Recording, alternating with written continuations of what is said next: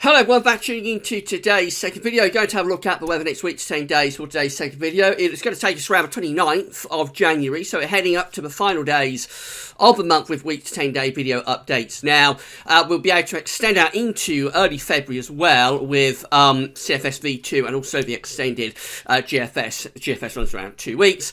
CFS will have a look at the 500 millibar height anomalies for the next 4 weeks. That takes us well into the middle of February. The weekend forecast has just been released, and it's a very, very difficult and complicated weekend forecast indeed. We've got uncertainty from around the middle of the week onwards. Very difficult to decipher what's going to happen. I'm going to talk about that for today's second video update. Excuse me, and we're going to try and work out what's going on within the model output. Yesterday we had really good agreement between the chance of very cold easterly winds hitting us in around a week or so's time, and very idea still within the model output. But particularly the ECM has a big wobble. ECM started to wobble last night. It caused all sorts of mayhem on the forums and on social media last night. That ECM run. It's a real shocker when it turned up. And the GFS is kind of wobbling a little bit this morning as well. So I'm going to talk you through the very latest model output in a moment. Just say that coming up this evening, we've got the CFS 600 just before going out to the beginning of the summer.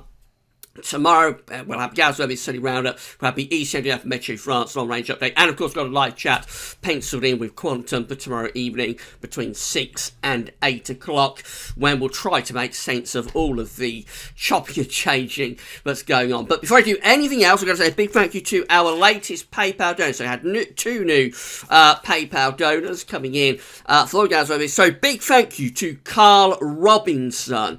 Big thank you for Carl Robinson for becoming a donor to Gaz Weather, and also a big thank you to Chris Marsh. Chris Marsh has also become a donor for Gaz Weather. So again, big thank you to Carl, big thank you to Chris for their very kind donations. If you would like to become a donor for Gaz Weather and have a mention in the videos, and all you need to do is come to the gazweathers.me PayPal page, sign into your PayPal account, and from there you can give a one-off donation. We'll give you a mention, we'll give you a shout out in the videos and say thank you very much if you want. But if you'd rather stay anonymous, just leave a little note with your donation to tell us that you'd rather not have a mention. We'll still say thank you, but we'll do it sort of to this anonymous person, and you'll know who you are, I know who you are, but that's absolutely fine if that's what you'd rather do.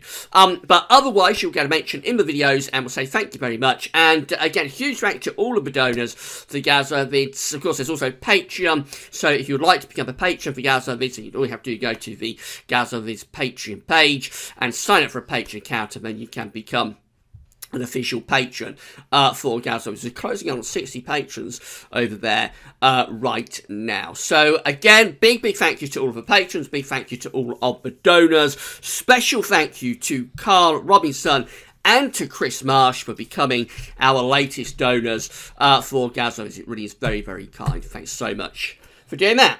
Right, we're going to start off by having a look at the Arctic and North Atlantic Oscillation observed and forecast chart. So the black line here tells us where we've been, with the AO, the red lines at the end, where the GFS ensembles are forecasting the Arctic Oscillation to go. Remember, it's just an index that's reflecting the state of the atmosphere. It's not driving anything, it just tells you what the atmosphere is doing. So what we find at the moment is that the Arctic Oscillation is in slightly positive territory, but it's downhill all the way pretty much from here. We're going to go very negative with the Arctic Oscillation in the next week, and then we're going to keep the AO in negative territory pretty much through to the start of February. Actually, there's very little sign that the AO is going to go back into positive territory. All of the GFS ensemble members have the AO negative. Some of them are going for a bit of a crash. These ones down here, they're at a very low level with the Arctic Oscillation. So a solid period of negativity of the AO coming up. And this tells us we're going to have high pressure building within the northern latitudes. Remember, it's always the weather that drives the index. So the reason the index is being forced negative is by the blocking areas of high pressure that are going to be forming over the northern latitudes. At the same time, the NAO is looking like this. This is a little bit of a change now from the NAO. It's just updated in the last hour or so. and it's now beginning to dip down more in towards negative territory. Interestingly, as the models are having a bit of a wobble about this cold weather, particularly cold weather in terms of locking into a proper sustained spell of blocking area of high pressure. As that's happening, interestingly, the North Atlantic Oscillation has trended more towards the negative side. So at the moment with the, and again, same idea, the black line tells where we've been with the NAO, red lines at the end where the GFS Ensemble to forecasting the NAO to go. At the moment, we're positive with the NAO, and we're going to stay positive for a few more days. Looks like as we go through the course of the coming week, we go a little bit negative with the NAO. And then overall, what do we think, Dad? I think we're saying really with that most of those GFS Ensemble members are keeping the NAO in negative territory. Now, we do have these ones up here that are very positive with the NAO, but obviously they're outliers.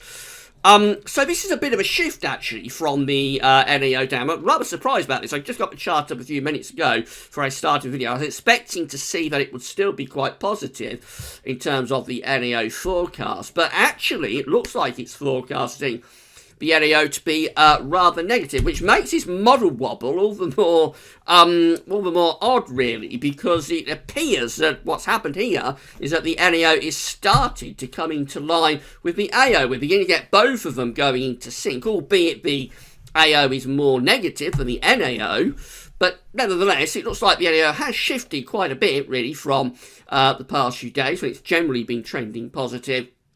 And so I thought what really explained the model wobble that we're going through is that we've got a blocking signal for the Arctic, but the Atlantic is still set up for westerlies. The Atlantic still wants to deliver westerly conditions, but I'm not sure that's quite right, actually, now looking at that, because it does look as though the NAO itself, and this tells us it's a reflection of the state of the atmosphere in the North Atlantic. It shows that the North Atlantic state is going more towards a block type pattern as it's going negative there with the NAO. So quite unusual what's going on at the moment in terms of the model wobble, given the two indexes appear to be coming into sync with one another. So anyway, we'll move along from that. We'll have a look at the 500 millibar height anomaly flowcharts from Penn State University. We've got the ECM WF here on the top, and the GFS, which I'll have a look at in a moment, is on the bottom. 500 millibars, 8.5 litres, is an area in the absolute high pressure, low pressure, being moved around by a jet stream running above. Red extrapolates to high pressure, blue to low pressure. The ECM has wobbled a lot. It started last night and it's still going on with this morning's update. So now we get this area of below average height centred over and actually a little bit to the west-northwest of the UK. We've got the ridge in the Atlantic, a mid-Atlantic ridge, but we're not getting up to Greenland. There's a little bit of high pressure lurking up to the northeast of the country, but it's relatively weak. And so what this does, it just leaves us bringing in a westerly, really, in the 7 to 10 day time frame. Certainly no easterly from that scenario, because there is very little genuine northern blocking from the ECM. As I say, this wobble with the ECM started last night with its midday run, and it's just continued it this morning. Now, if we have a look at the GFS, that's a little bit better for colder weather. So it's got quite a nice blocking feature up to the north. The ECM doesn't really have that at all. It's got an area of high pressure between Iceland and Greenland. The mid-Atlantic ridge is a little bit further towards kind of like Bermuda. We're trying to get this Azores high over to that area, really. Try to centre it somewhere around Bermuda. We've got the trough of below average heights, which is kind of, instead of being centred to our west-northwest as the ECM has it, that's centred more across central parts of Europe. And so this is quite a lot colder, actually. This is dipping the jet stream down there. And we will quite easily be pulling in cold east or northeasterly winds. Now, that's going to be that chart from Penn State University. It's going to be based on the midnight run of the GFS. I'm going to show you the midnight run of the GFS in a moment. It's out of date because we've had the 6 o'clock run as well, and I'll show you that too. You'll see what happened from the midnight to the 6 o'clock run of the GFS. But the midnight run of the GFS, that confirms the night run of the GFS was generally cold and with quite a blocking signal. These are the GFS temperature precipitation ensembles in terms of the upper air temperatures and precipitation. Just looking at London again today because unfortunately I've got the list of places that I know you're all desperate to see. But again, the new version of Weather Central, I explained this in video yesterday, the new version of Weather Central is not updating its ensembles for some unknown reason. It hasn't been an update since Wednesday at new Weather Central in terms of the ensemble. So we can only look at excuse me, you can only look at old Weather Central, and at old Weather Central, the only ensembles we can look at there are for London, for Manchester, and for Aberdeen. So we're very restricted with old Weather Central in the places we can look at. As soon as they get things going at new Weather Central, I will bring you all those places that we've got. We've got Uttoxeter, Bradford, Isle of Wight, Preston, South Ockendon, Grimsby, Sheffield, Glossop, Conwy, Belfast, the list goes on, Nantwich. So as soon as they get things going at New Weather Central with the ensemble charts, then I'll start going through the list of places. But at the moment it's on hold because we can only show you these 3 places, London, Aberdeen and Manchester, at old Weather Central. Hope I explain that. So, in terms of the GFS upper air temperatures for London, the red line here is the 30-year upper air temperature average. We're going cold average, we're going to go even colder than that into the early part of the coming week. This is around when the uncertainty is creeping in, 25th to sort of 29th, 30th of January. You see that overall we're still trending colder than average, and we have got some very cold outlier members. These ones down here are going down to minus 15 at 858 They're taking us into the freezer, and generally the trend is still cold. We've got these ensemble members up here which are milder, so there's a bit of scatter, but overall I think the GFS is still trending rather cold and unsettled. It's still this idea that we've been talking about in the model output a lot, excuse me, again, not going into the freezer at this stage, although some of those ensemble members do, but certainly cold and with some wintry potential precipitation-wise. Loads of dry weather up until sort of Monday, Tuesday. Then we get this precipitation spike, which is rain, possibly snow on the back edge. After that, a little bit drier for a few days, and then quite unsettled from next weekend through to the start of February. Temperature anomalies are coming out colder than average for virtual parts of Europe. Look at that. Most of Europe is looking colder than average from the 19th to 27th of January. Some very cold weather is being forecast here for Scandinavia, for central parts of Europe as well, up around the Baltic, looking very cold. Temperature anomalies in those areas are going down to like 6 to 10 degrees below average. Now, for the UK and Ireland, it's not as cold as that, but we are still forecasting colder than average week overall, with the temperature anomaly somewhere around 2 degrees below average. So a pretty cold week coming up. And of course, this is a huge change on what we've had, not just for the UK, but for much of Europe so far this winter. Precipitation anomaly is very dry for central and northern parts of Europe, where it's coldest, it's driest, but any precipitation that does fall is going to be snow, obviously.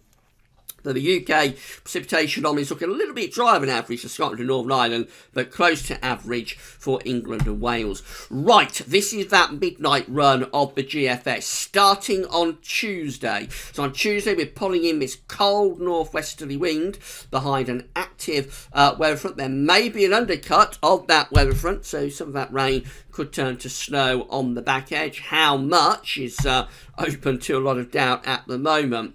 That's Wednesday. The low pressure is starting to sink down the North Sea, and that takes us into a little bit of a slack easterly as we go through to January the 24th. So we did pull wind into the east with a midnight run of the GFS, and then we get this ridge building in from off the Atlantic, trying to move itself up towards Scandinavia.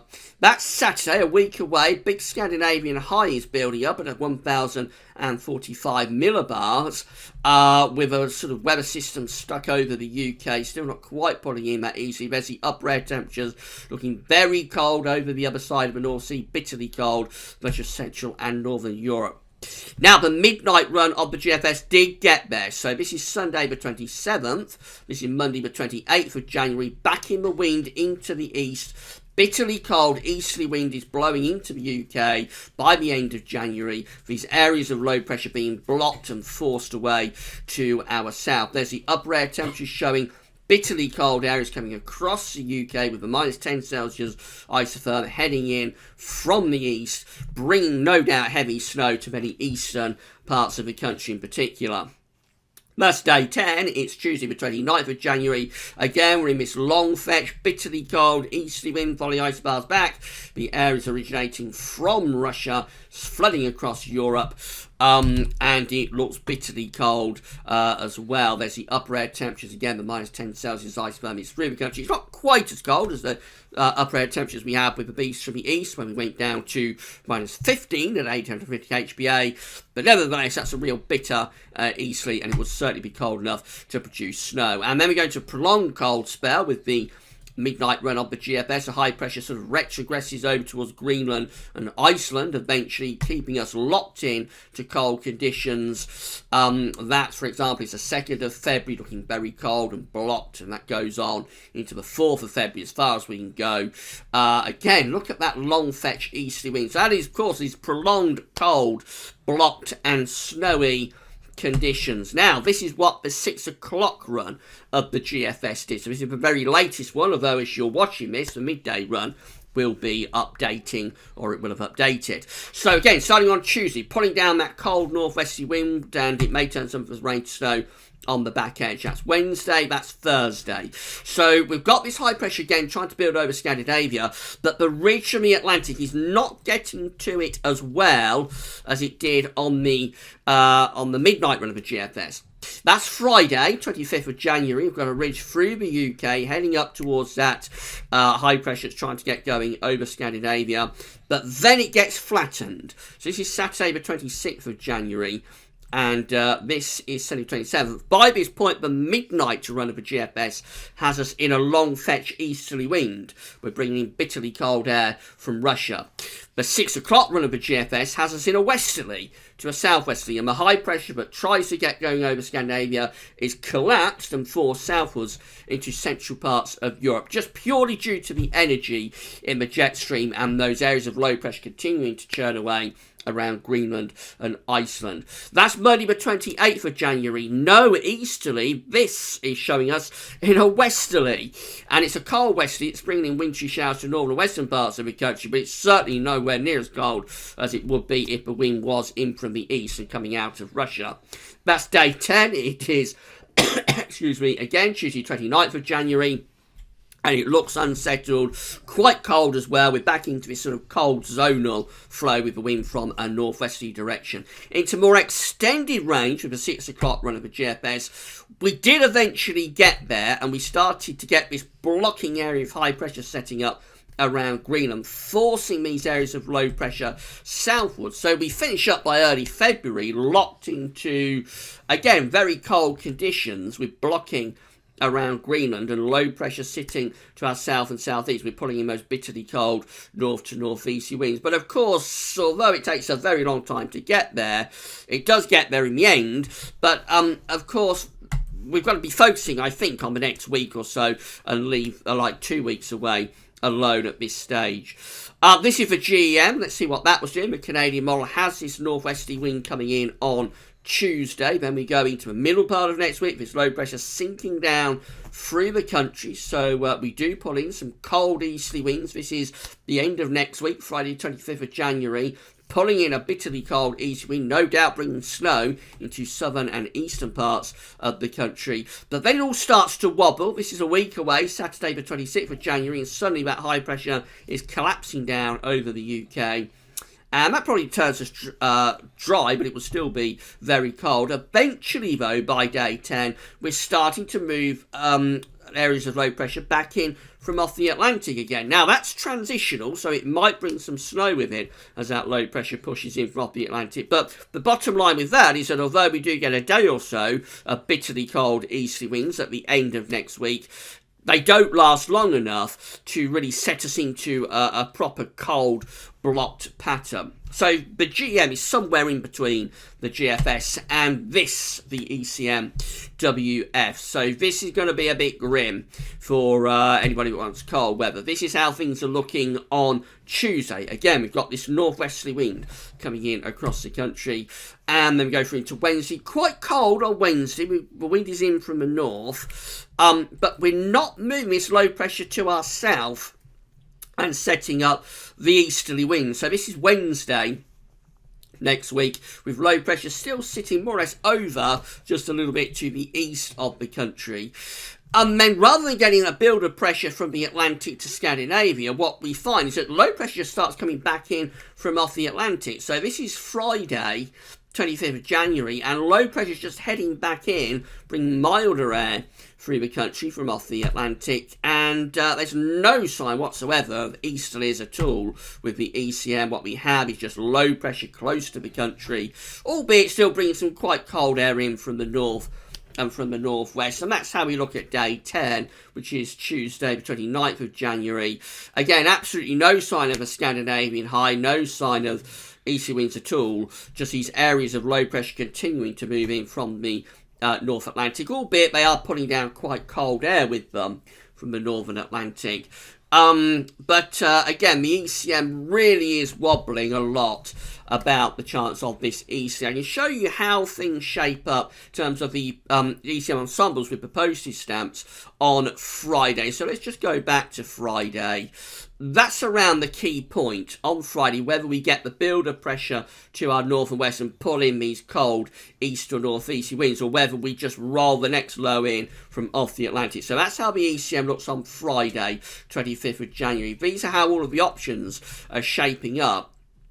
So on Friday, we've got 18 ensemble members. This is from the Icelandic Met Office, of course. We've got 18 ensemble members that look like this. They have a ridge of high pressure through the central part of the Atlantic. They're trying to ridge it north. They have low pressure to the southeast, but still a little bit of an Atlantic influence coming in with those 18. We've got another 17, though, that have a proper blocking feature, a mid-Atlantic ridge, and it extends back to genuine northern blocking sitting close to Greenland with low pressure to the southeast. So those obviously are pulling down cold northeasterly winds. They're a much colder grouping. Then we've got 9 that have high pressure to the west-northwest of us, and they're bringing the wind around in that sort of direction, so they'd be quite cold too. And then we've got 7, only 7, that includes the operational ECM run that looks like this, flat, with high pressure to the southwest of us, low pressure still to the north, and just bringing in kind of like a mild westerly or northwesterly type flow. Probably not mild, but not overly cold either. So you can see that within the ECM ensembles, this situation, this scenario at on Friday at 144 hours, that scenario from the operational ECM was not well supported by its ensemble. So that's about as much as we can say. It does look as though synoptically the ECM operational run was quite an outlier compared to its other ensemble members. But beyond that, just because it's an outlier, it doesn't mean that it's wrong. So beyond that, we have really just got to wait and see whether the ECM settles down with this scenario or whether it starts to revert back to a colder outcome. Sometimes these models will wobble and then they'll go back to cold weather and blocking. Other times, this is what happens, and you're just going to a milder spell of weather. So we really have just got to sit back, wait and see what the ECM shows tonight when it updates between around 6 and 8, between around 6 and 7 o'clock tonight. ECM will update, we'll see what it shows then, and then of course we'll see what the ECM has to say with its updates tomorrow. Finally, the CFS V2 looking like this. So these are 500 millibar heights, break it down into week periods. The first week period will take us from the 19th to the 25th of January, with above average heights in the middle of the Atlantic, below average heights to our south and southeast. There's a trough then within the 500 millibar flow, and cold air will be engulfing most of northern and eastern and central Europe. Week 2, which is the 26th of January to the 1st of February. Again, the mid-Atlantic ridge is over there. We've got a blocking signal up to our north, particularly centred around Scandinavia. There's below average height sitting over to the south of the country. That looks cold, actually. We're bringing wind in from the east. Also deep trough into the east of America. So cold into both sides of the Atlantic. Cold on the east of the States and cold in the west of Europe as well in the final days of January. That's week 3. It's the 2nd of February to the 8th with a block up to our north, below average heights to our south. Again, that looks cold, potentially very cold, bring wind in from the east or the northeast. And then we go through to week 4, which is the 9th to the 15th of February. Low pressure then is more centred over the UK, but still a very strong blocking signal up to our north. Maybe a little bit less cold in week 4, but to be honest, there's not a lot in it, and we could still be pretty cold then, even in the 4th week. The CFS, the long-range model, has increased the northern blocking signal again overnight, so therefore temperature anomalies are colder.